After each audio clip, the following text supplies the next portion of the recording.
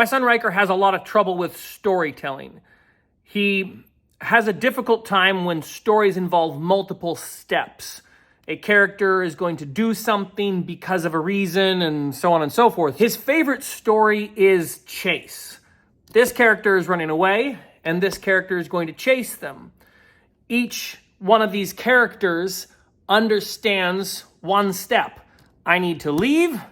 I need to get them. So I've been trying to use our Lego town to help Riker understand stories that have multiple steps. We've been building this Lego town since Riker's older brother, Bishop, was about 2 or 3 years old. This was our very first set, this old haunted mansion. Then we got this Arkham Asylum set.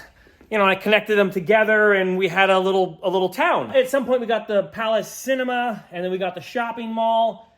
And we started to slowly collect some of the modular buildings and put them together. So we've been putting together a Lego town for Bishop for about the last 10 or so years and collecting sets slowly over time. And the problem we've had is the Lego town has always had a lot of roads because the roads are really one of the fun places to play. The roads make it so that, you can create a car accident and then the police can come and then, a superhero can come in and throw a car, and you can do a lot of fun things when you have the roads here. But that also meant that Riker was constantly playing chase and crash on the roads. So when I was initially starting to redesign the town, there was a few things I had to keep in mind. Okay, I need to create locations, like geographic locations where something is consistently. So one of the first things I did was I made the little police area in the very, very far corner. So that if Riker was going to go get the police cars, he could kind of get the satisfaction of creating a chase just by the fact that the police station is all the way around the edge of the town. And so now he'd be getting some of the satisfaction of playing police chase because the police cars were so far away. Riker would often take the police cars and drive them all the way up here to the water and into this swamp area. So I built a wall around this swamp area so that this became an area where police cars and cars couldn't go. So the dinosaurs and all the monsters and all the Hulks live over here in this area. And that gave the swamp area a lot of character so that Riker kind of understood that the animals are here and the robots are here and the dinosaurs all live in the swamp, but police cars can't go there. So Riker started to slowly learn that the swamp is kind of where all the monsters and nemesis comes from. And this opposite end of the town is kind of where all the law and order occurs. So Riker was still crashing all the time. Riker was running cars into each other. So we started to make some rules. If a car crashes and breaks, they can't get back up and they can't be all better again until you come and get the tow truck. So I had to put the mechanic shop here in kind of the middle of the town so that Riker could always go back to the mechanic shop and get the tow truck and then come over and fix the rest of the cars. Right away, we've noticed some pretty big improvements in Riker's play, just in creating different locations that have a character to them, like the swamp has some character and the police city has some character, and Riker can recognize that things go in specific areas and don't go in specific areas. And just putting up those limitations to how he plays has really helped him to gravitate out of chase and crash and try to start playing with toys that he normally wouldn't, like the robot. I decided to turn our linen closet into a Lego display. And so this has kind of become the robot spaceport.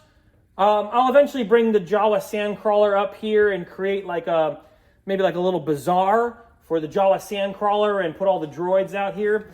But this has become a very interesting place for Riker to interact with. He comes up here and he talks to all the robots. And having this display case for all the robots has created an interest in these toys. And it's sort of highlighted them to the point where Riker is now interested in playing with some of these robots in the town. And he wants to bring them from here to the town to play with them. So that's also worked really well. So if you have a child with special needs who's having a hard time telling complicated stories or playing out complicated stories and pretend, or they're stuck in like a loop of just chase or crash or maybe like a one-step story, my recommendation would be to create some kind of play space where there are structured rules to how they can play. And in essence, to limit how they're allowed to play. And I know that sounds maybe counterintuitive. You're thinking, okay, I want them to be able to expand out their play. But the problem we had with Riker is he never would expand out his play. So long as we had roads all over the place, and so long as he was allowed to drive cars in them, he was constantly driving cars all over the place, and that's all he would do. But the moment I put limitations on how the cars could work in the town, and the moment I made there be like some traffic laws or some repercussions for getting into a crash, he started gravitating towards other toys. And the moment that dinosaurs and robots and monsters became a sort of villain in the town, like the monsters have to escape from this dinosaur swamp, and they come out here, and then the police can interact with those monsters. Now Riker was interested in playing with dinosaurs, and if Riker wants to play with bandits, he's got to come over here to the bank, and he's got to steal the safe out of the laundromat. And the bandits aren't allowed to just run away from the police until they've done something wrong. So now we've added more steps to a chase. And instead of it just being this car chases this car, it's this car chases this car because something.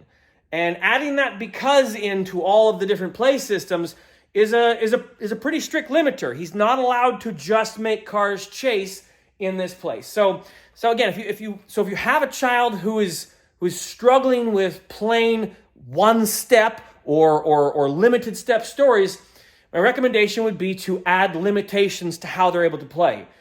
Create a play space where there are specific rules and there are locations where things have to go and where things can't go. And then also create limitations once they do something in the story.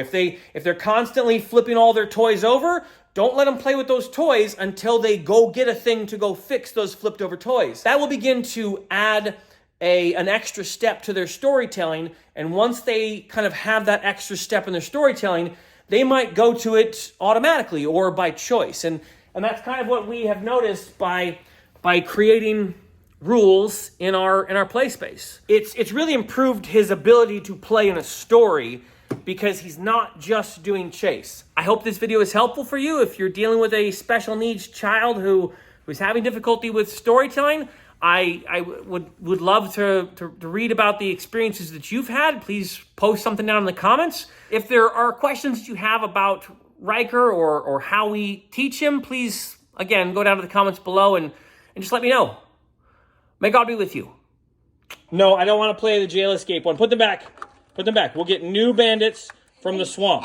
New bandits. Those bandits are already in jail. No.